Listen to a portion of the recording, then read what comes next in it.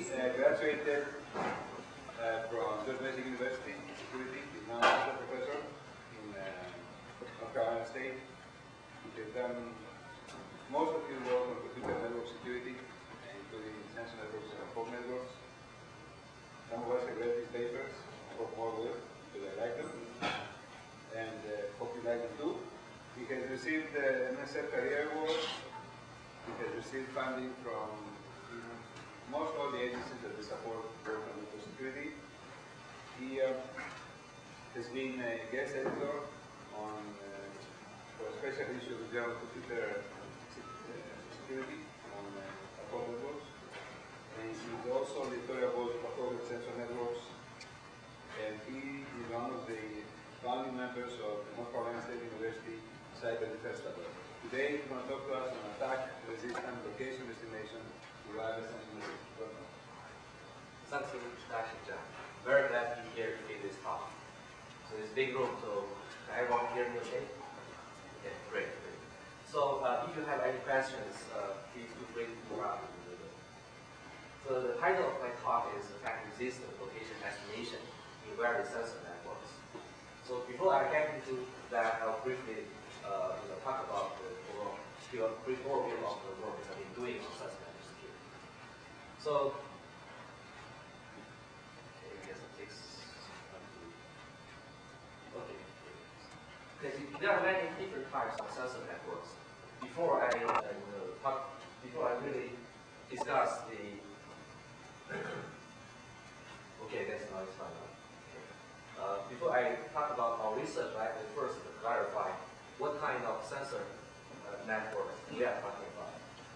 So each sensor node in such a network consists of a few sensors on the node and a few actuators, for example.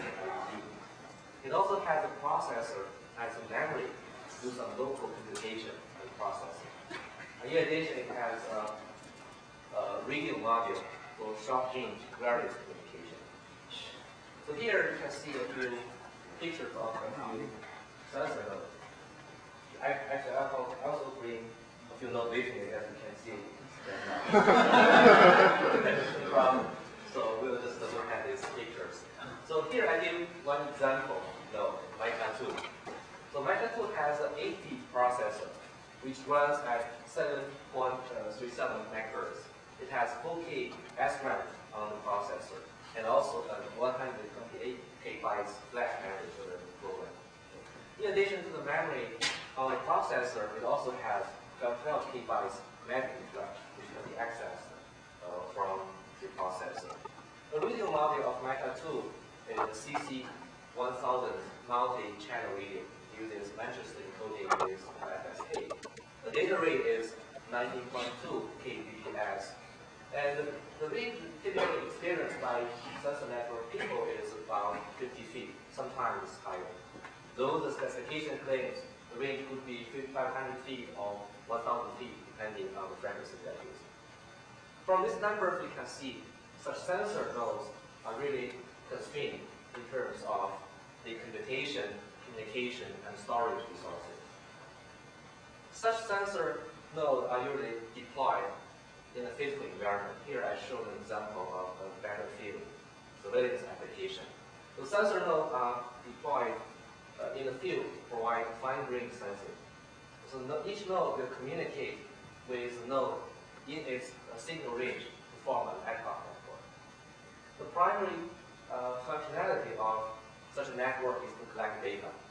So the data may be transmitted from each node to a mobile user or to a base station with better communication capability, or even a base station with a satellite view.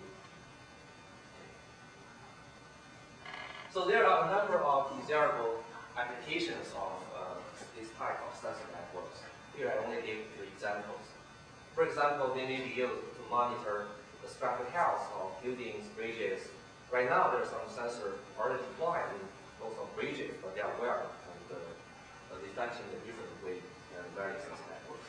It is very desirable to replace those sensor nodes with this type of sensor networks to provide more flexibility. Also, they may be used to track moving objects or monitor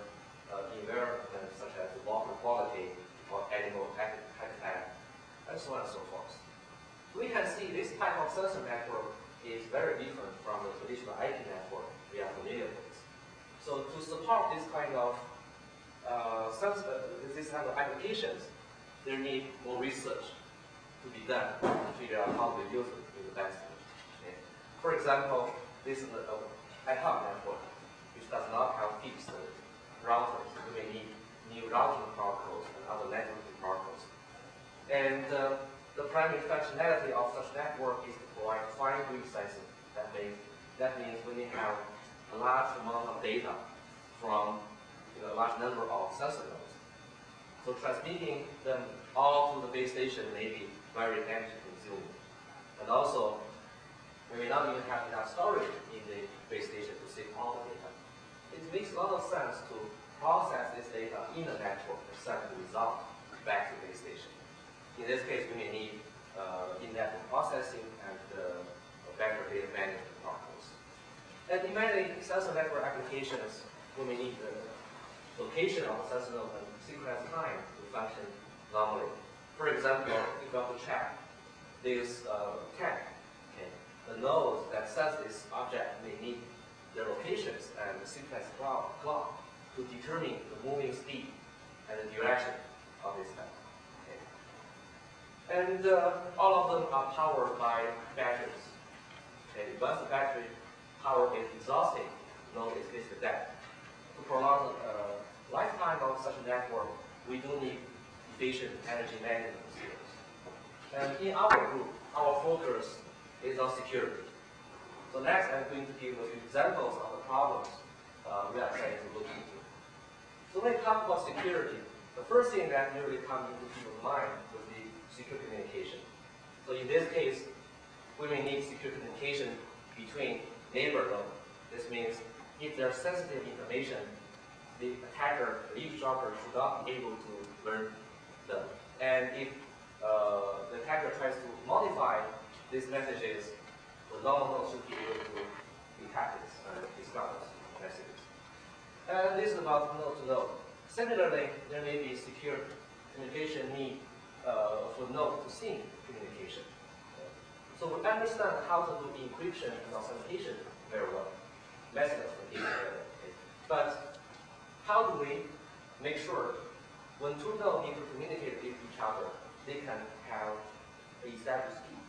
So this turns out to be a naturally problem in such networks. It is a key management problem.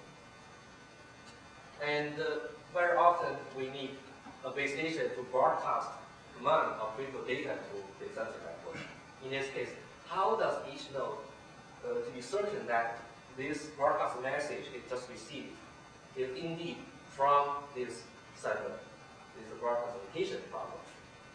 And we mentioned earlier that locations, time, synchronization are important issues for many applications. How do we guarantee when there are malicious attacks, these services still function normally? So this is the security for fundamental services. Okay. In addition to all of this, if somebody is really trying to attack the network, can we detect them? Can we respond them? Can we get rid of those attacks? So those are the detection and response issues. Okay. So it turns out sensor network security is not a trivial problem. The first challenge we face is resource constraint. As we mentioned on the previous slides, each sensor node has limited storage, computation, and communication capabilities. This implies expensive mechanisms such as public key cryptography are not desirable for such applications. It may be true that we can perform such operations, but if it's too expensive, it becomes a source of DDoS service. More importantly, sensor node has some depletable resources, for example, the battery power. This again makes sensor nodes very attractive target for resource consumption. And in addition, a sensor network is typically deployed in a physical environment. We usually do not have the same kind of physical security for sensor nodes as we have for laptops and desktops, for example. An attacker may capture some node, compromise them, and turn this node against the rest of the network. And similarly, the attacker may create fake physical event, physical attacks against the network. So you may have a network monitoring potential fires efforts. The attacker may use a lighter to trick some of the sensors to send false fire alarm. The sensor network application has to be able to deal with this in a hostile environment. And finally, because of resource constraint, sensor network applications typically rely on local computation and communication. However, a determined attacker may have much more resources and may attack any node in the network. They may use information gathered from different places to attack a local area. So before I focus on localization, I'd like to briefly summarize what we have done on sensor network security. On the communication security side, we have developed a suite of techniques for key pre-distribution that falls into the scope of key management, and also some techniques for broad classification. This is our earlier work. Later, we moved on to providing security mechanisms for fundamental services. These include location discovery, which is often called localization, and time synchronization and cluster formation. And today I'm going to just focus on localization, one thing we have done for localization. And last year we began to investigate how can we provide an additional line of defense for sensor networks. In other words, how do we detect the attacks and respond to these attacks? So since I'm going to focus on localization today, I'll give some brief introduction to localization in various sensor networks. So we have mentioned the need for such a service. Yes, I can skip that. And the most widely used method for localization right now is to use GPS, global positioning system. Okay. However, to use GPS receivers on every sensor node is not a very good solution. This is because of the cost of these GPS receivers. If you think about the sensor node we are talking about, each of them is very cheap. GPS receiver itself would be more expensive than this node. And in addition, relying on GPS receivers does not work for indoor applications because of the buildings. So because of these reasons, there has been intensive research on GPS-based localization schemes. By GPS-based, we do not mean we don't need any single GPS receiver. We meant we want to reduce the usage of GPS in this process. So here are some examples of such techniques. So I can't go into details for every of them, but I'd like to briefly describe how they in general work. So typically they assume in a sensor network we deploy a large number of regular nodes which do not have GPS receivers or do not know their locations. And in addition, you have a small fraction of nodes which are called beacon nodes or anchor nodes who know their locations. They may have GPS receiver or they may learn their location through manual configuration. Well, it's time for a node, a regular node, to determine its own location. It contacts the beacon node closely. From each of the beacon nodes, it obtains generates two pieces of information. The first is the location of this beacon node. The second is some kind of measurement, for example, distance measurement, distance between this beacon node and this regular node. This distance is usually obtained from the beacon signal, from some physical properties of the beacon signal received from the beacon node. For example, we may use received signal strength indicator as a way to estimate the distance. Okay. And such a process is vulnerable to attacks in hostile environment. Here I'm going to describe several ways to attack. First of all, if there is no security mechanism, the attacker may have a node to impersonate this regular beacon node. And then this node may set wrong distance measurement or wrong location. This will affect the localization process here. And the attacker may compromise a beacon node, and then it can provide any information the attacker wants to this regular node. And more critically, an attacker may intercept some message in a part of the network and replay it in another part of the network. In this case, the location in this packet is correct. But because of this replay, the measurement we obtain from the signal would be incorrect. It will also introduce a big impact on the location estimation. So there has been intensive research on this subject in the past 2-3 years. The first one was a location verification technique proposed by Sestry, Shen, and Wagner in 2003. So this technique can verify location claims, but unfortunately, it cannot be used for an empirical node to estimate its location in the hostile environment. And in 2004, Lazos and Wendren developed a so-called Surlog scheme. In this case, they provide grid-free localization using directional antenna. They specifically target at wormhole attacks. Unfortunately, if a beacon node is compromised, this technique will not work. And last year in InfoComm, Captain and Toolbox provide a spine protocol. It uses verifiable declaration and a secure distance bounding protocol to estimate a node location. But this technique requires nanosecond scale synchronization, so which is not practical on this current generation of sensor nodes. Well, the synchronization constraints comes from the distance bounding.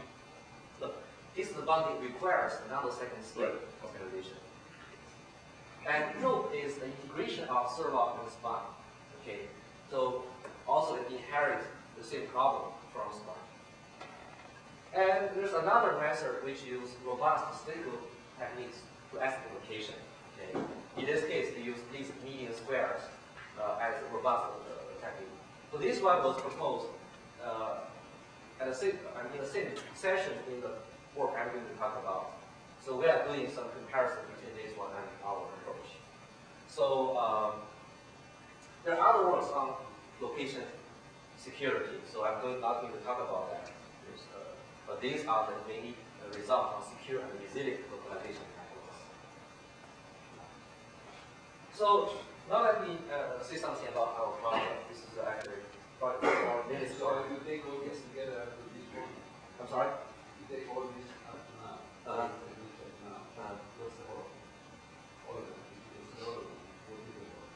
What is this problem? Okay. I think from the estimation point, if you have my technique, you are done. But there's other ways to protect. That's what I'm going to continue to describe. Okay. What is the problem of? I have mentioned problems. So what is the relaxation? What is they going to do? I have mentioned all of this. I think this one is in some sense is equivalent, but in some cases, it's only problem that if you compromise people, you cannot help it. first of all, for spine and jaw, you can even use them on this kind of node. This one uses directional antenna, which is not available on the current generation of node. And I don't see any hope to have nanosecond scale time synchronization on sensor node. We don't even have this for laptops. But you did it by overlay. I'm sorry? You did it by overlay. By overlay. Yeah. I'm not sure you can achieve that kind of precision in this overlay. You will have more delays. That is going to introduce more uncertainty, and the precision will be worse. Not with overlay. If I broadcast time, at this moment, okay, I can very accurate time for extension. But they are not going to receive. All of them used to receive. Well, all of receive that will have this time, and this is the basis of time synchronization. All those that cannot receive this message, they will have to rely on the node that have received this message to further time synchronization. So the best result for time synchronization in sensor networks is at a precision of tens of microseconds. Nanosecond scale, I don't see any hope right now. Even on laptops, you will trigger very heavy communication. Okay, next. So our project is to seek a suite of techniques to protect localization process in sensor networks. In other words, we want to find out how to prevent, tolerate, detect, and respond to attacks against node localization. So we have obtain some result in all of these areas. On the prevention side, we have investigated how to authenticate broadcast beacon signals. We have tried both symmetric-based approach and public key cryptography-based approach. In this area, we are hoping the hardware will get better to allow such operations. On the correlation side, we have proposed attack-resistant localization techniques, and also we have tried a technique that can determine node location without even relying on beacon nodes. In that case, we are using some important knowledge. On the detection and response side, we have developed techniques to detect and remove malicious beacon nodes.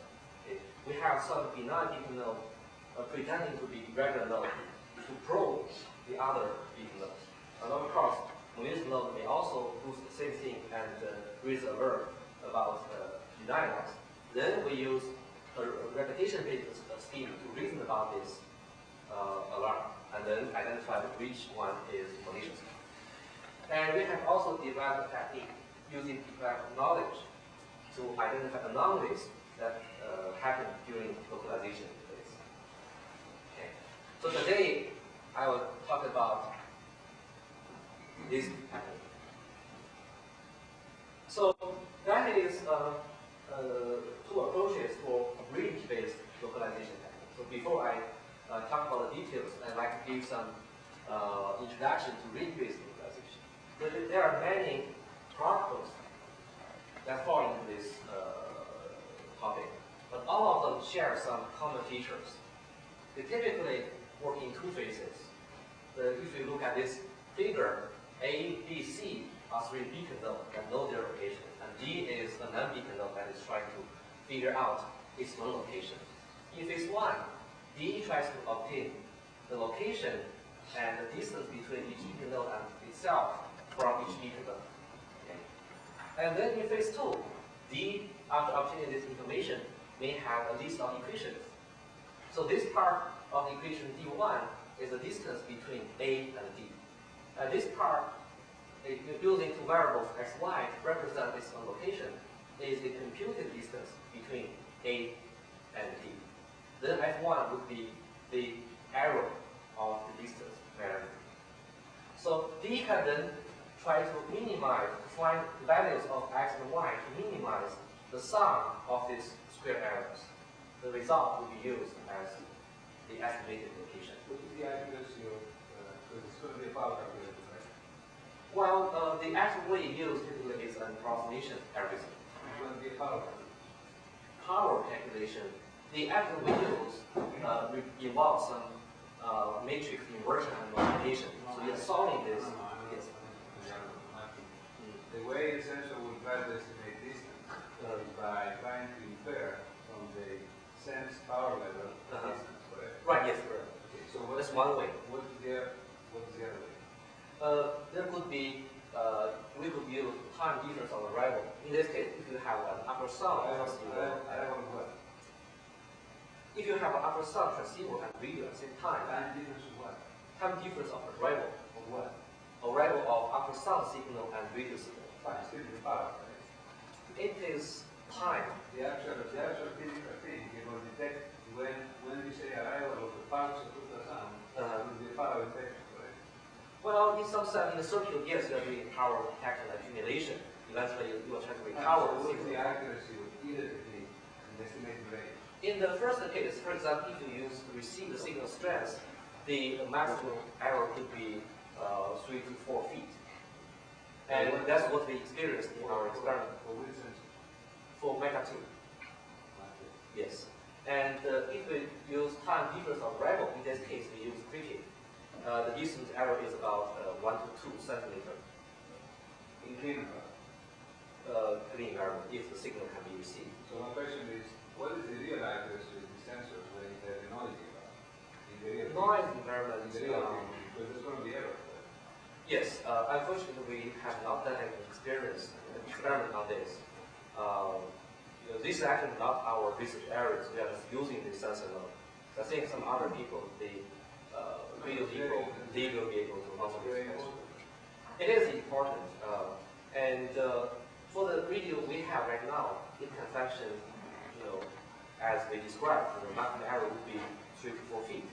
And based on this observation, we use this knowledge in our experiment. We know each, for example, the maximum incident error would be 4 feet. Then we build a model using this. And the actual algorithm does not depend on the algorithm. As long as you have this knowledge, you can use this algorithm. And of course, this error has impact on location estimation. You can see later that all our results indicate the estimation error somehow is related to the maximum measurement error, which is a unit in our research.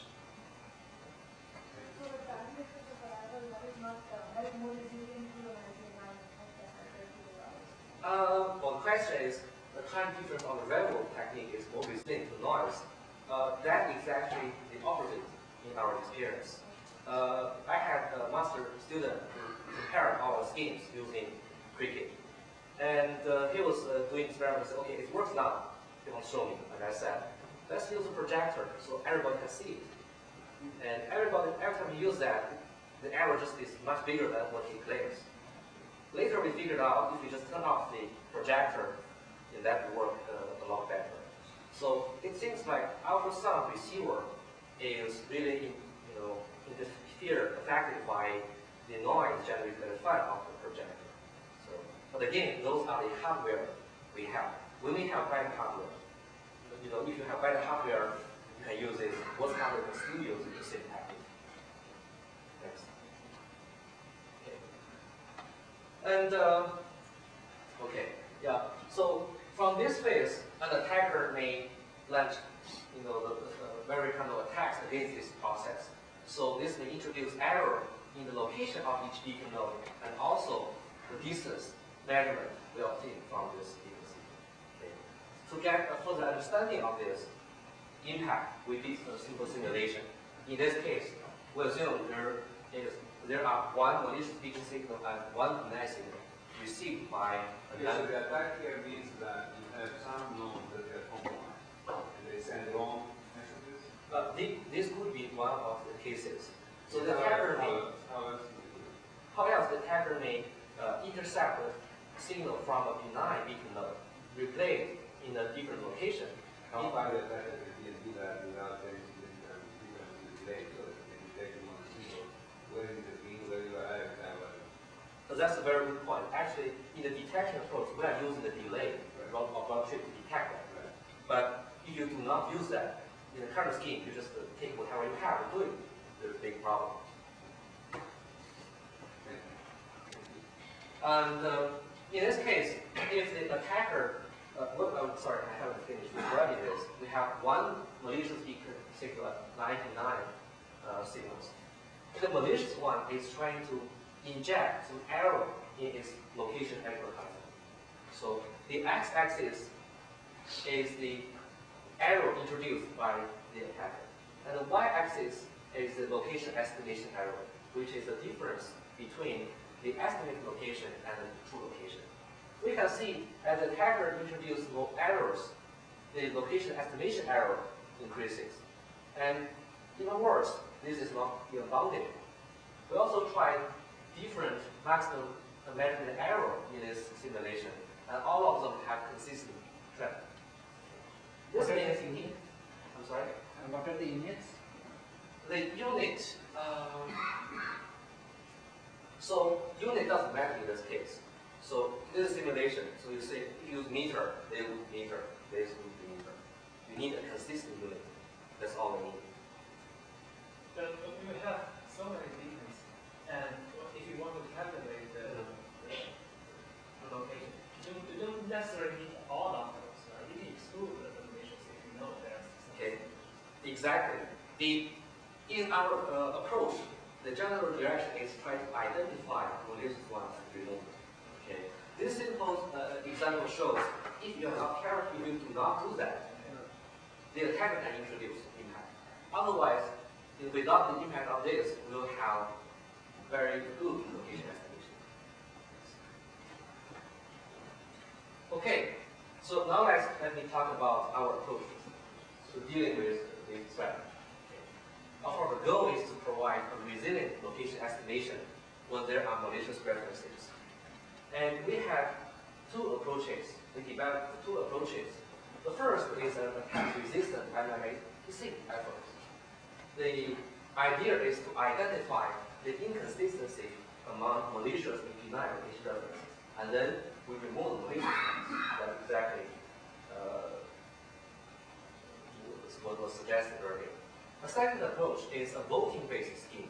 In this case, we want each location reference to vote on the possible locations of the non-beacon node, and then choose the one with the highest vote.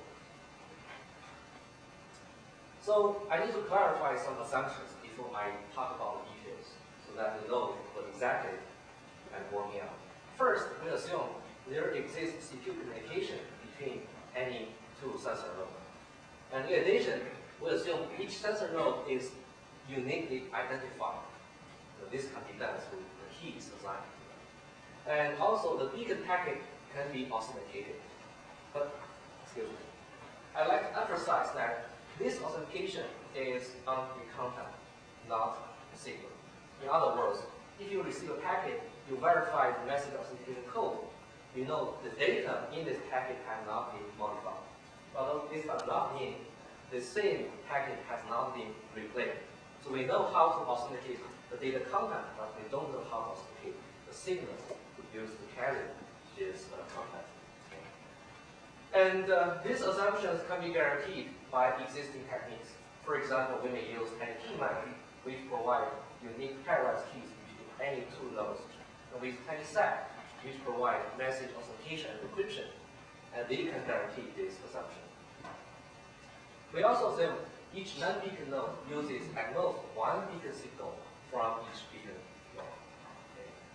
So this can also be guaranteed because each node is uniquely identified. So from all the beacon signals received from one beacon node, the receiver can only pick at most one. And this location information is represented as a location reference. Those are the information extracted from each beacon signal, including the location of the beacon node and the distance between the non-beacon node and the beacon node. Now, we assume the attacker has the following capability. Each malicious beacon node can provide arbitrary location references. Okay. And in some case, the attacker may not control any beacon node, and they may replay a beacon signal to introduce some impact. But because of the assumption of unique pairwise key, at most one out of these beacon location references will be accepted. Okay. We also assume there are more benign location references than including malicious ones. This is very important. If we don't have this, I don't know any way to deal with this attacks. And now let me talk about attack-resistant MMIC method. So this is based on a simple observation. So the malicious location references and benign references are intrinsically different. The benign ones are for the non-beacon node to figure out its own location. So it tries to point its location to the true location. The malicious ones try to drag the estimated location away from the true location. So there will be some inconsistency among these location references. Okay. So the basic idea of this ARMMC method is to identify the inconsistent location references before final estimation. If we can do that, we can also later identify which one out of these location references are malicious. We can get rid of those malicious ones and only keep the benign ones. Now the question is, how do we determine the consistency or inconsistency of these location references? There tends to be a very negative choice in this case. The minimum mean square error of this error. Okay. So if there are malicious location references, they are going to drag the estimate location away from the true location. This is going to increase the error in the decent error if you use the estimate location. So the more errors introduced, the bigger this minimum mean square error will be. Now if we are able to determine a threshold which can indicate whether a set of location references is consistent or not, then we are done. This will help us in solving the problem. And ideally, we want to get the largest set of consistent location references. This is because typically we have location distance varying errors. For example, if you have this noise, after some transceiver doesn't work perfectly. The MMIC can achieve more accurate result if you have more benign location references. You can somehow cancel these errors and give you the best possible estimation. Okay. Now we have a proof, right? We know given the threshold, we can check the consistency or inconsistency. But how do we get this location reference? How do we get the largest consistency of location references? We still have to answer two questions. First, how to set this threshold. Second, how to determine this largest consistent set efficiently. And this is also important because this algorithm will be executed on a low power, low resource sensor. Now let's try to answer the first question. The general idea here is to investigate how the MMSE, zeta square, is distributed when there is no malicious tax. We try to learn something from here and then help us determine the threshold. So we assume there's no malicious attacks. In this case, MMSE can perform pretty well. Okay. Now we make a simplified assumption. We assume the estimated location is actually the real location. Okay. We also assume the distant random errors are independent. Okay. These are assumptions right now. If these two things are true, we can easily derive that this minimum mean square error follows a normal distribution. This can be proved using central limit theorem, very easy. How true is this? Okay. So to see this, we did some experiment. So this figure plots both the theoretical result and the simulation result. The x-axis is the ratio between this zeta 0, which is the one used in this normal distribution, and the maximum measurement error. And we have 3 lines for the theoretical result and 3 lines for the simulation. Okay. We can see they are pretty close. And when the number of location references is small, the difference between the theoretical result and the simulation result is bigger. But when n is big, they are very close. Okay. And also, as this ratio grows, all of them converge to 1. Okay. This gives us a way to determine the threshold. If we pick, for example, C at 1, okay, here, and derive tau as 0 at this point, which is going to be epsilon, the maximum measurement error, then we know from this result that almost 90% of the MMSE in normal situation will fall below this range, which means they will be smaller than epsilon. Okay. Now, if you want a better, greater probability, when you choose 1.4, in this case, they're very close. When n is 9, when n is 5, is worse, but at least 95% of them already fall into that range. Okay. So this gives us a way to determine the threshold tau square in normal situations. And if the attacker introduces big error, that will drag that out of this range, and they will be detected. Okay. Now let's please. Don't you need some kind of variance or variance? So using central limit theorem, you can derive the variance from the variance of the individual location estimation errors. Yeah, but how do you know that? Well, we have the maximum error, measurement error. So the actual distribution is unclear right now. But from that, we can have a bound on the variance of the measurement error. And then the variance of this whole thing will be, a part of that.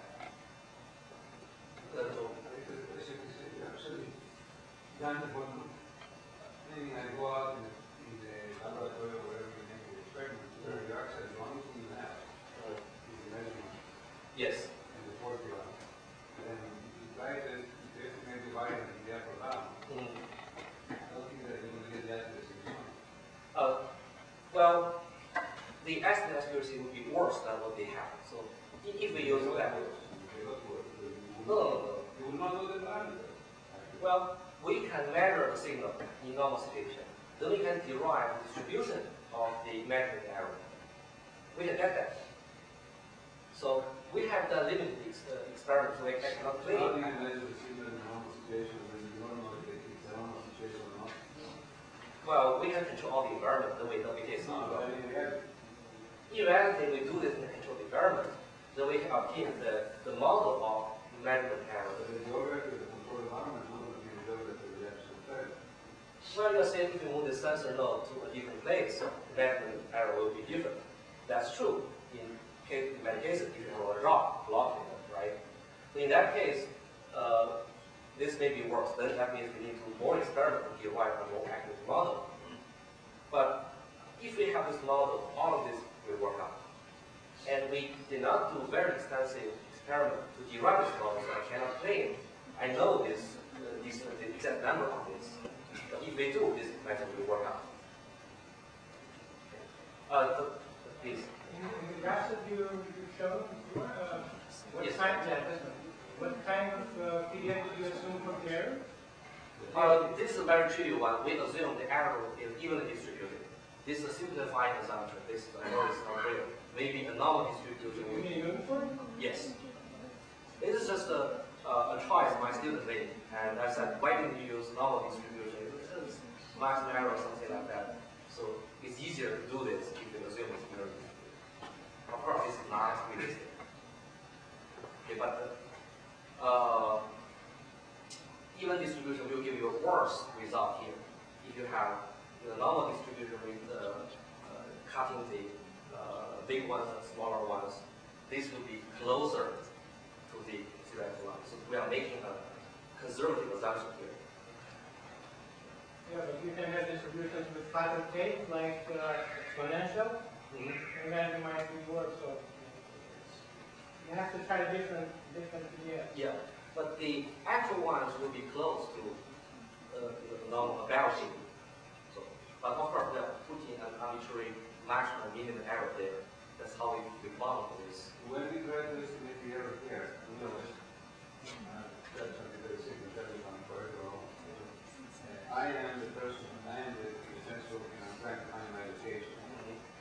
And I will receive messages from the sensors that they send me information of where they are. And then from the signal, I will do the estimated distance, give us our estimate of our unit time.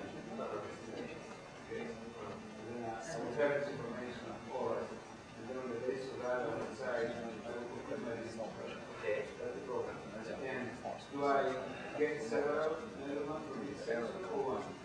In our experiment with leaflet, this method. So yeah, this actually average of 10 messages. One more way? Please. In minimizing the criteria, I think this is a non-linear problem, right? You have a unique solution.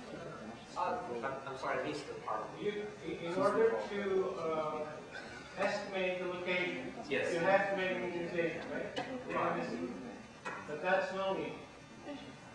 It's a non-linear. Non-linear, okay. So, Well, you have a unique solution?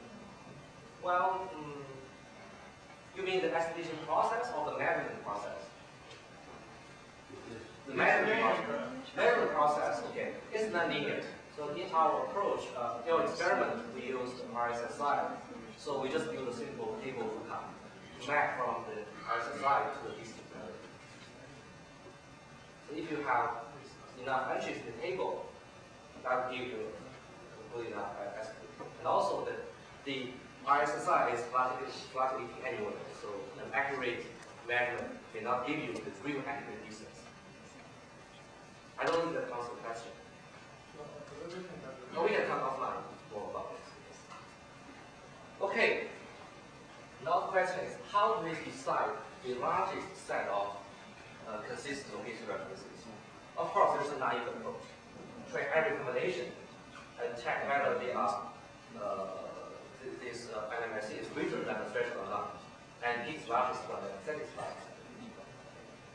But this is going to lead to more computation. So, for example, if we have 10 location references and 5 of them are in the largest consistent set, we need at least 387 MMS operations. And even if we use the approximate algorithm, we still need to do matrix inversion, matrix multiplication, which takes time. So of course, an obvious choice would be Brady algorithm. You can make this work in different iterations, and in each iteration, we start with all of the location references. In each iteration, we check whether it's consistent, and then we pick the most inconsistent one, which is the one lead to greatest reduction in the MMS to remove. Okay. And then we can find the location reference. Of course, it is not guaranteed to find the largest consistent set, okay, but it can reduce the computation. In this example, on average, we only need 50 MMS operations. Now the question is, does this work well? So we did some initial investigation. Here again, this is done through simulation. So assume we have 9 binary location references, and they're deployed in a 30 by 30 field, and the readable signal range is 22 meters. Instant magnitude error evenly distributed in -4 meters to 4 meters. We simulated 3 attack scenarios. In the first one, there's only one malicious location reference that is introducing error. In the second scenario, we have 3 malicious location references, but they are not colluding with each other. They are trying to introduce error in different directions. In the third scenario, there are 3 colluding malicious location references. They try to move the accident location to another location, and they are consistent with each other. From this figure, you can see in the first attack scenario, this approach works pretty well. The error is quickly controlled as the error introduced by the attacker increases. Okay.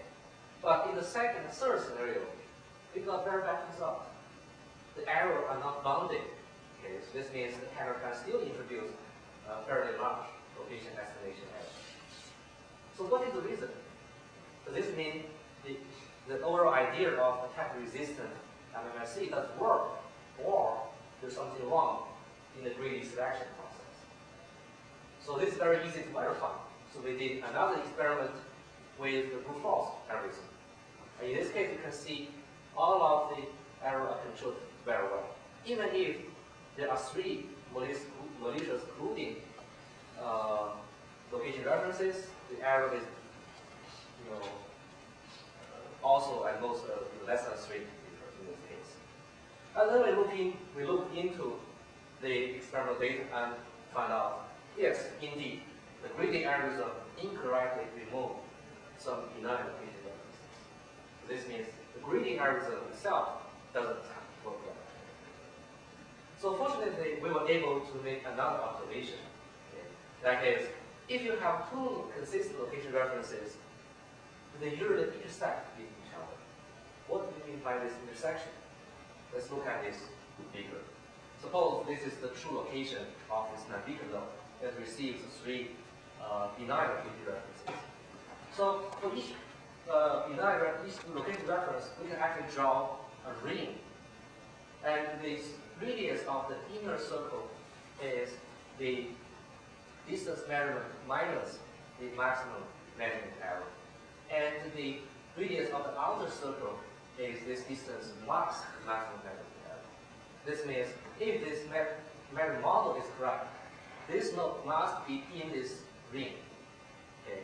And if 2 location references are consistent with each other, there must be some common area. That means there must be some intersection of these 2 rings. Okay. And similarly, malicious consistent location references may also intersect. But remember, we assume we have more benign location references than the malicious ones. So malicious, if you look at the number of intersections, the malicious ones is not included. Okay. This means if we have more intersections, those location references would be less suspicious. To be more precise, we define the degree of intersection of the location reference as the number of other location references that intersect with it. Once we have this additional factor, the algorithm become very easy. So we run all the location references in terms of the degree of intersection. And then, if the set of the location reference is consistent, we know we found the result. The initial property starts with all the location references. If not, we remove the one with the least degree. That is the most suspicious one. And then we repeat the process. Okay. And note that this also improves the efficiency of the algorithm. So if we have n location references, we need at most n minus 2 MMSE operations. The algorithm terminates if it cannot find any good set of location references. That is when this iteration comes to n minus 2 wrong. How well does this work in terms of location estimation? And if we go back to the 3 attack scenarios, you can see in all of them, the error was controlled pretty well, and the location estimation error is bounded. Okay, so I'll be very brief on the second method. I know it was almost 12 right now. So general idea is to divide a target field into many different cells. Okay. And then we like each location reference to vote on the possible locations, that is, possible cells that each node will follow. So if we take this location reference, we know the node must fall in this ring area, fall in this ring. So then, if the cell intersects with this ring, then that is one possible candidate. Then this location reference adds a vote into that. For a different cell that does not intersect, then there's no vote from this location reference in that cell. Then, after we finish this process, we pick the one with the largest vote, and then we decide where it is. So one primitive in this task is overlap test. So how do we determine whether a cell intersects with a ring? This turns out to be very simple if you look at this, the left-hand side of the slides. So if we put the cell and the ring together, we can easily figure out which point in this cell is closest to the center of the ring, and which one is farther away from the center. Okay. Now we can get the maximum distance from any point in the cell to the center and the minimum one. If the minimum distance is greater than the radius of the outer cell, or the maximum one is smaller than the radius of the inner one, they don't have overlap. Otherwise, they overlap. Okay. And if each cell actually divides the two dimensions plane into 9 partitions.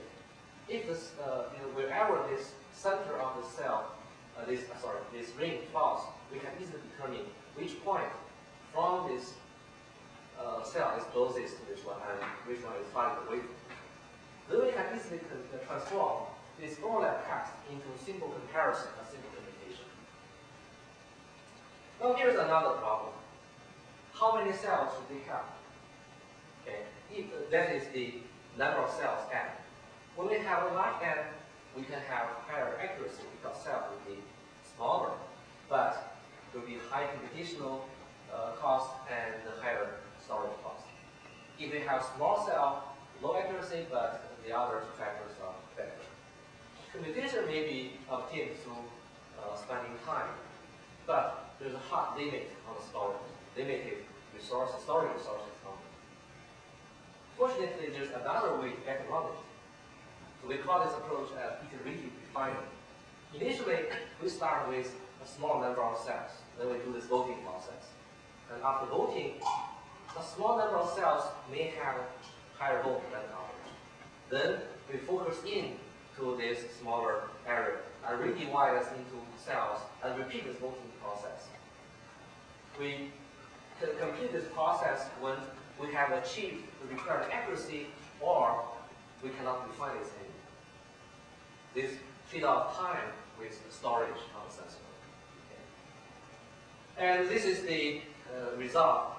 We can see in all three cases the location estimation error is pretty good. And we also did comparison between the MMC method with the voting-based method. So this is obtained through several thousand of random deployment and random experiment. In general, on average, the voting-based method performs better than the PRA MMC method. But we have observed cases where the voting get worse result than the MMC. Of course, this is for low-end sensor networks. Does this really work on these platforms? We have this Meta 2, Meta 3, but we work on those things. So we did implement and did some few tests to develop these vectors. So this shows the code size of our implementation. We also use the basic MMC done by UCLA as a reference point. So MMC has around 2K bytes program in ROM and 286 bytes in RAM. Our EAR MMC algorithm uses 3.8 bytes in ROM and 434 in RAM, and voting based using around 4.5 gigabytes in ROM and 174 in RAM. So they fit in the memory of Meta 2 or Meta Z pretty well. How about execution time? So we see this with a different number of references. We can see this line is for the basic MMSC, and for EAR MMSC it's even more expensive but comparable. And the voting-based scheme is more expensive. You can see this less than 0.01 is close to 0.1. So voting-based scheme is a lot more expensive than EAR MMC. But on average, you get better accuracy. Okay. We also did a few tests. So this shows the configuration of this. So we also did 3 attack scenarios for comparison with the field test. So in the first scenario, this one is the malicious speaker node. It tries to move the direction, the location of its own location to that direction. In the second scenario, they pull to different directions. You can see they are not consistent. They are not colluding with each other. In the third case, all 3 malicious speaker nodes are colluding with each other to create a virtual location in this direction. They try to move this estimate location to the right of this sensor. Okay. Well, this is a picture we took during the field test. Those, I don't know if you can see that, those white dots are the sensor node. We have to use some, we have to raise each sensor node 2-3 inches above the ground in order to have this communication. If you simply put a node on the ground, communication is affected very badly. And when we have one malicious node, this result. In this case, actually, the voting-based scheme is a little bit worse than the EAR MMC method. This is because of the location of the beacon node. And in the second case, they are comparable. In the third case, in the voting-based scheme, it will actually converge earlier than the other approach. And the error is controlled, even if the attacker is trying to introduce consistent location references. Okay, so in conclusion, on the secure localization problem, we have investigated prevention-based, toleration-based, effective response situations. And to make this really work, you need, to have all kinds of approaches. For example, in our scheme we talked today, you need to have guarantees from secure communication. Okay, that's part of assumption. You need prevention-based scheme. And if we further use detection-based approach along with this approach, we can detect some malicious node and remove them. I didn't talk about that today, but the paper was published in SPSS last year. In the future, we'd like to look into even more lightweight secure resilience solutions, and also how do we do this in dynamic sensor. So more information can be found about our project at this URL. So this includes results on key management, synchronization, personalization, and localization, and so forth. having me here. So if you have any further questions, I'll be glad to answer. Thank you.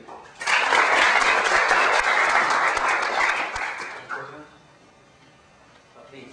Yeah, I'd like to know how many compromised ruling beacons can this game tolerate? About half, less than half, less than half. Because I can imagine a scenario where, say, you have a line of benign beacons in the middle, a line on the other side, a line of malicious on the left. If you have a line of beacon nodes, we don't have any, nobody has any system. Basically, you have two-dimensional space, right? Now you only have information from one dimension.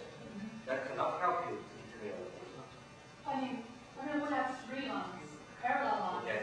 2 of them are benign beacons, Okay. and the other line composed of compromised ruling Okay. beacons. Okay. So for common nodes, how does the common node decide whether it's in between the benign 2 lines or on the other side of the You mean a non-beacon node try to determine where it is? Yeah, exactly which side it is. So for this case, No, in there's this only a case, third of the beacons common. no, in this case you can compute this result. You have one line of multiple location beacon nodes, right? When you say one line, I also understand the rest of it. You have multiple nodes on that line, right? From that, you can still have these equations. You can still tolerate those malicious ones. I don't care about whether you are in between or on one side of the line. The job here is to estimate the location of this non-beacon node. Yeah, but now the node trying to locate, this is, yeah, maybe this is to some extent still. But still, like, because the middle line of benign beacons cannot help the node decide which side it is on, and the other 2 lines on each side. Okay. One side is the malicious one, the other side is benign one. Okay. Now they are equivalent to the common node. You mean this? You have 2 lines of benign, you know? Right. And The non-beacon other line is node. malicious. The Yeah, the non-beacon is non-beacon between the 2 benign ones. Yeah, or it can be between the malicious one and benign one. I don't see The result is the same. No, it's not the same because the distance from this non-beacon node from this one line of this node is different if this node is moved to the other side of it. Right, but if you move either side is different. So exactly how do you decide which side you reject? And that's only a third of the. I see. That's the malicious one are trying to move it. That is. Okay. So that's only a third. Okay. Because we have a line in a special situation, I need to think about this. Yes. Okay. But for the half, like for 50%, that's Typically, based you'll on see- certain assumptions. Maybe you have predict uniformly distributed beacons or something like that. But Typically, if you have one line, if you download one line, you can big trouble in any kind of application. yeah, I think errors, but theoretically, you can still try to figure it out. No, theoretically you can because you only have information on one dimension. Oh, you mean like which one are you? Right. But now I have 3 lines, so theoretically, you're supposed to. 3 lines, one line of malicious node cancel the other one. So this should work. Yeah. So I guess I need to think about it later. We did not make a claim in our research. I just an answer out of my brain. You know, to answer the request. So that is a special situation. Yeah. Yeah, if we can make a device that can listen to all the radio and all the beacon and delay replay around a node so that they can play as many nodes as he can, just like the CPU attack. Right. So he can easily over the threshold. No, because each node has a unique parent each share with its other node. So from all of these beacon signals, only one will be used. Because we have authentication. You mean sequence number inside? No, the secret number of keys. You have different keys. So if I see I'm using the same key for some keys in your packet, then all of these signals are from the same sender. So I'm not going to use more than one location reference from the information provided. Yeah, but if we just replay, then how can we decide which to accept? Well, we don't decide here, you can pick anyone. Just pick one, you cannot pick two. If it's a benign one, it will provide consistent information.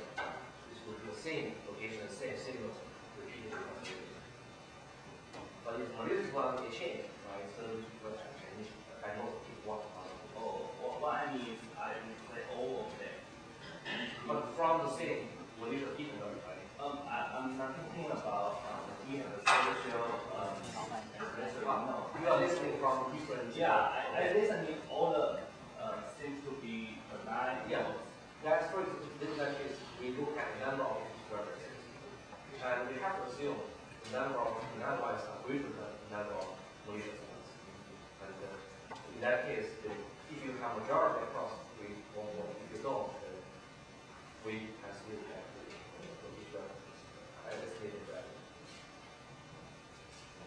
Well, let me ask a little bit practical question. So how does this mechanism scale down? Suppose for every location you will only have, say, at most 4 beacons, okay? And one is malicious. But this malicious node behaves fairly slowly and in a rarely manner. Don't give you the abrupt change. Slowly. No, I mean, it's not giving you, dragging the location, all of a sudden to another place. It's like doing things, gradually. I don't see how that can be done. Because every time you do these references, you have information from 4 nodes. Right. And all the computations are done independently. Okay. I don't know how you can slowly compute. Well, it's not like every time I give you the big error. Okay, this time I give you a little error, next time a little bit more, next time a little bit more. How's the robustness of this kind of thing? Again, all the computations are done independently. So when I compute the next time, I'm not going to consider the input you provide the previous time. Okay. So All right. there will be a threshold when you Right. So we have a fixed threshold. If you have a greater, error than that, it will be dropped.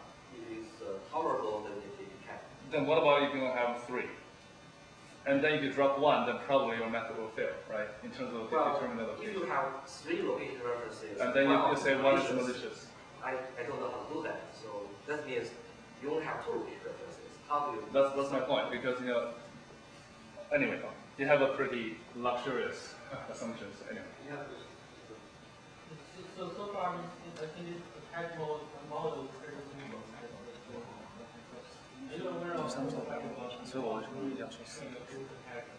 for example, if you go back to September 41, Okay.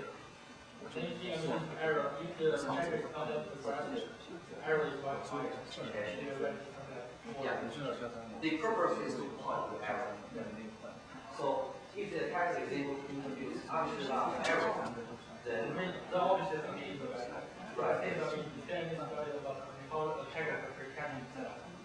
Can pretend, okay, I'm not the bad guy. Just have this error because of Yeah. So in that case, basically, we can attack the best, the worst result attacker can achieve would be at this point. Right. And then the case, error will be actually worse than That's true. In that case, yeah.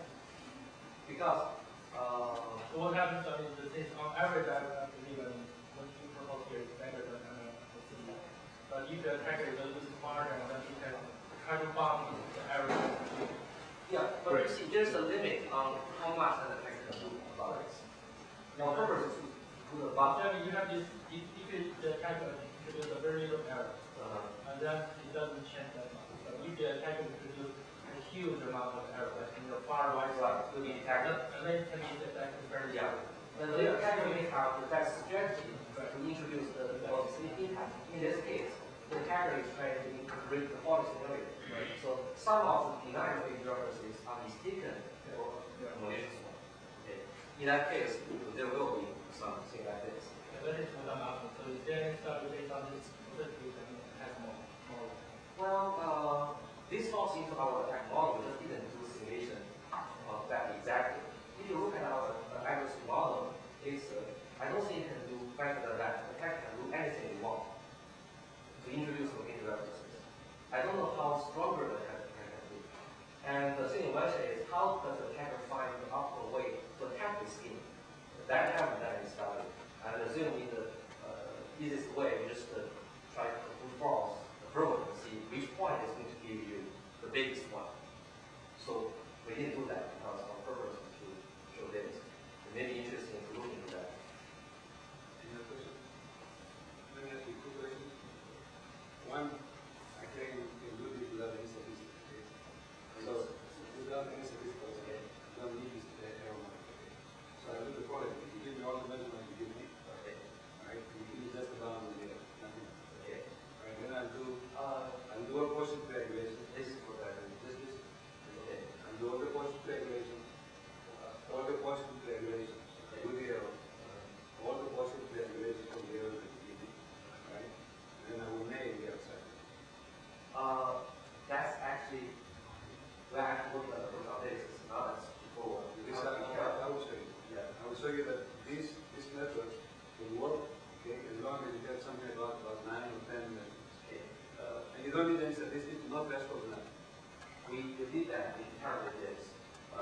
Because This is faster, and this is almost same accuracy. This doesn't even, you know, this is about 5 lines of calculation. The second thing is, It's not achieving. I can guarantee it's not achieving. If you have one balance. that's geometry, it's simple. Okay. Look at our contribution. The second thing is much smarter. Okay. What if I have my demons, okay, change their power level? So I can tell them to change them at random schedules, okay, that they only know. That will give me a variable range, okay, and will allow any node to listen to many more beacons, Okay. and with variable, if you like, Okay. range. It will be impossible for an attacker to emulate that. And then I will have now a lot of measurements to do the same triangulations, and I will find the outlier even more so. Well, we cannot really compromise the accuracy to the No compromise that. What I'm using now is I'm using cross-layer techniques for allowing the beacons to change their range. So Yeah. they can send further information. And whatever you do, Sorry? whatever you let them know to the hacker. Yes. Because the hacker can compromise I'm not saying that. But now, the guys are acting in time with each other, they are more. So if the attacker is going to create something to look like one of them, but much more difficult, because I have a lot more evidence to find it. You don't understand the question. Yeah. The question is, I change my power as a beacon. A node that is trying to estimate now can listen at various instances of time to different beacons. Okay. Right? So now I have a lot more signals on which to triangulate, and catch the one that was given me consistently over these ranges change the wrong. The hacker is going to give consistent measurement with inconsistent representation. Right? For example, the hacker is at 1, 1, 1, 1, 1. Then you say, I had 100, 100, and follow the scheme exactly. You will not be able to determine whether it's You will not be able, because you will only be able to listen fairway. You're not going to be able to listen to the same notes